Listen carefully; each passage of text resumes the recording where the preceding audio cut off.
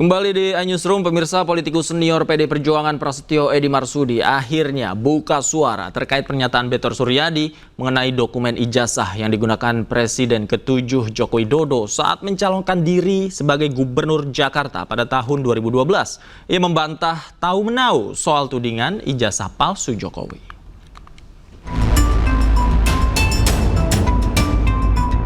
Prasetyo Edy mengaku bingung atas pernyataan Betor tidak pernah masuk ke dalam tim pemenangan Jokowi Ahok. Lantas Prasetyo Edy mempertanyakan manuver politik Betor yang kini tiba-tiba muncul mengeluarkan pernyataan seakan-akan dirinya sebagai pihak yang paling mengetahui. Menurut Prasetyo Edy, tidak ada nama Bung Betor Suryadi masuk di dalam tim pemenangan Jokowi Ahok yang resmi diajukan secara resmi oleh PDI Perjuangan dan Gerindra. Sebelumnya, Betor Suryadi mengungkap dugaan mengejutkan soal keaslian ijazah Jokowi, Presiden ke-7 RI, dan menuding dokumen ijazah yang digunakan saat pencalonan Gubernur DKI pada 2012. Ini Bapak dapat informasi cetak di Pramuka, Bapak jadi pernah Bapak datang ke Pramuka atau Bapak melihat tanda buktinya atau Bapak menghubungi orang yang mencetak ijazah itu gitu? Berarti Bu Siswa belum baca semua ya. Jadi ada pertemuan antara tim Solo sama tim Jakarta yang di Cikini itu. Dari situ terus dirancang. Bapak, maaf. 21 Maret UGM memastikan bahwa Pak Jokowi pernah berkuliah dan lulus dari UGM, Pak. Ya itu boleh saja kan, itu kan versinya dia. Versinya UGM kan. Yang masih dilawan kan. Tadi Bapak bilang UGM belum memberikan jawaban yang memuaskan. Puas versi Bapak seperti apa? Kan produk itu mesti ditolak. Kertasnya tidak benar, hurufnya tidak benar, tintanya tidak benar. Artinya produk tahun 85 dijawab dengan 2012. Baik, kita fokus ya ke Pramuka. Itu Bapak dapat dari mana? Bapak saksi, Bapak pernah melihat tanda bukti pencetakan ijazah atau Bapak ngobrol dengan pencetak ijazahnya?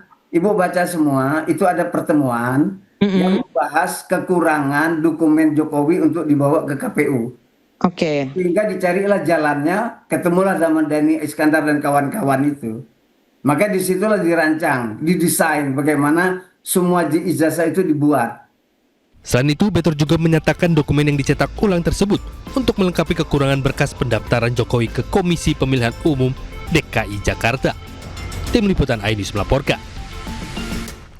Sementara itu, pakar telematika Roy Suryo menduga adanya keterlibatan mantan Wakil Menteri Desa Pembangunan Daerah Tertinggal dan Transmigrasi Paiman Raharjo dalam kasus ijazah Jokowi. Roy Suryo menyebut Paiman memiliki usaha pengetikan skripsi di Pasar Pojok Pramuka. Gonjang-ganjing, ini bumi makin gonjang-ganjing ini. Profesornya belajarlah pada Pak Kasmojo. Pak Kasmojo itu belum profesor ya, atau tidak profesor. Polemik keaslian ijazah Presiden ke-7 RI Joko Widodo masih terus bergulir.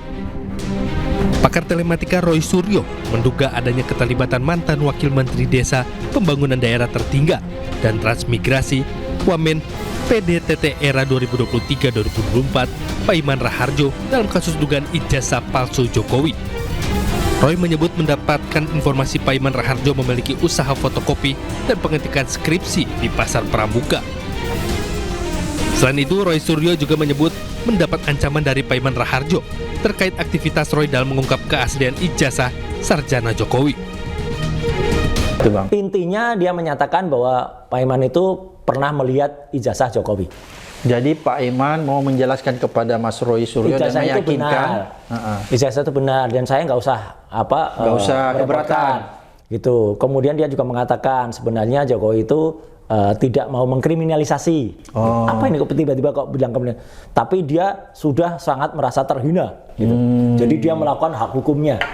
Saya menjadikan apalagi ini yang paling menarik, Bang Samad. Kemudian dia tulis sudahi saja itu, dan kemudian dia bilang supaya keluarga Mas Roy aman dan damai.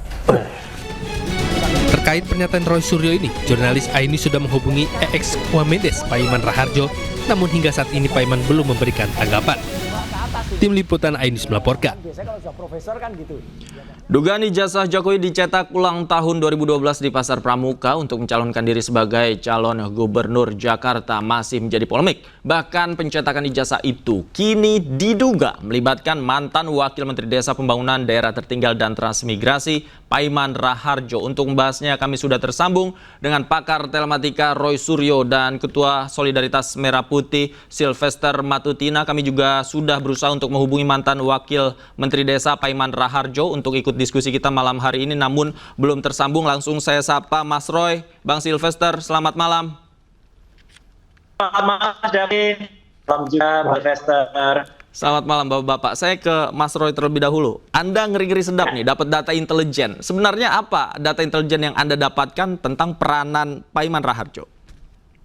Ya, ini data intelijen ini intelijen. Jadi intelijen dari Tentara Nasional Indonesia yang lama berbasis di Aceh dan namanya pun sudah diri, namanya Tri Rajasa Chandra. Itu saya dua halaman detail tentang apa yang dilakukan oleh Prof. Pan. Jadi ada dua yang paling menarik. Yang pertama adalah saya dulu kaget awal Mei tanggal itu dan saya mendapatkan dari Prof. Paiman. Awalnya baik ya, salah apa bisa sebagai tahap. Tiba di tengahnya mengatakan tidak perlu saya ikut-ikut gitu. Nah, harus tambah kepada Jokowi gitu, karena telah melibat dalam urusan ini.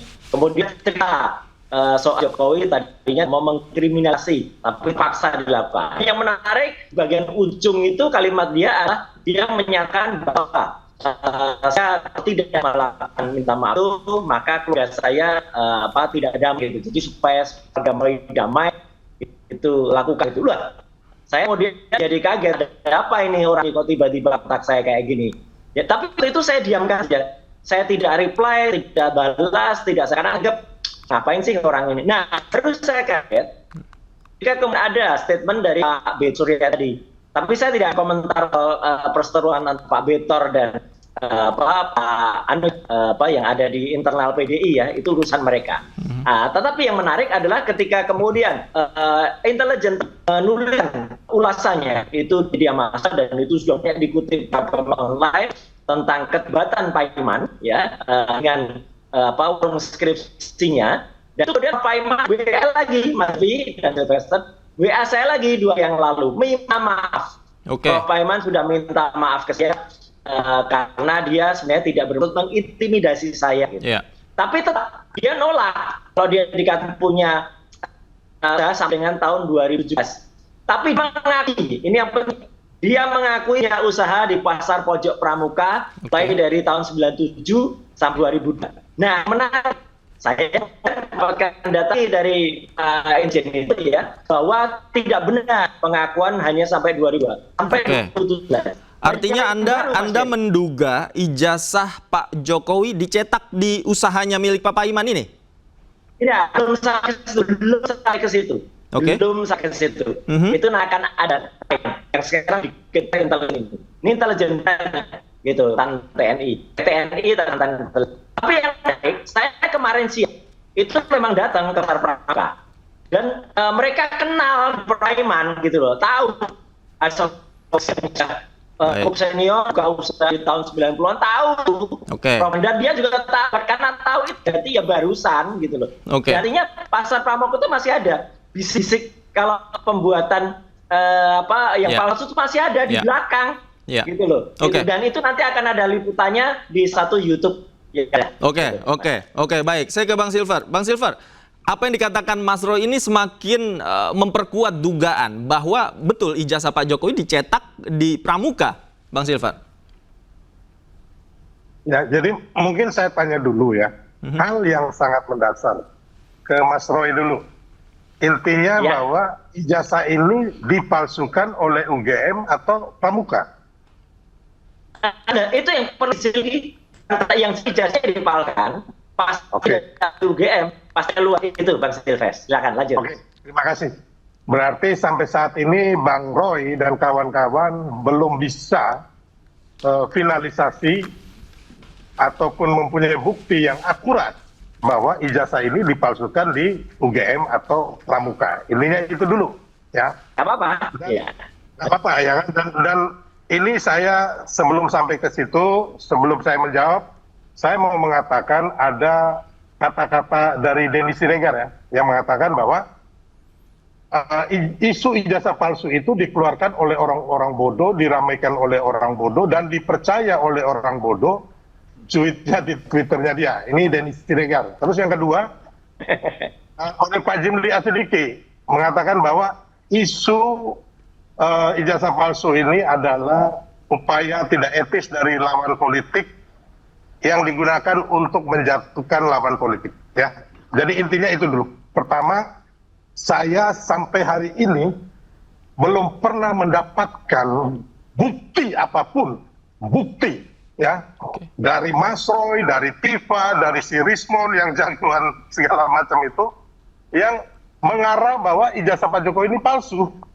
Ya kan, belum ada sampai sekarang ini masih nol nih Mas Roy ya. Jadi apalagi makanya kepada rakyat dan bangsaku jangan sampai kita mau diadu domba dan dibodohi. Kenapa? Sekarang aja peneliti atau pemburu tim ijazah palsu ini, mereka aja bingung ijazah palsu ini dibikin oleh UGM atau Pasar Pramuka, gitu loh. Bahkan kemarin UGM yang memasukkan, ya kan, sampai ada dibikin tim tipu UGM, ya kan. Padahal kita tahu ada dong tim tipu UGM kan yang menggugat Mas Roy. Ini bukan Mas Roy, ini yang beda lagi ya.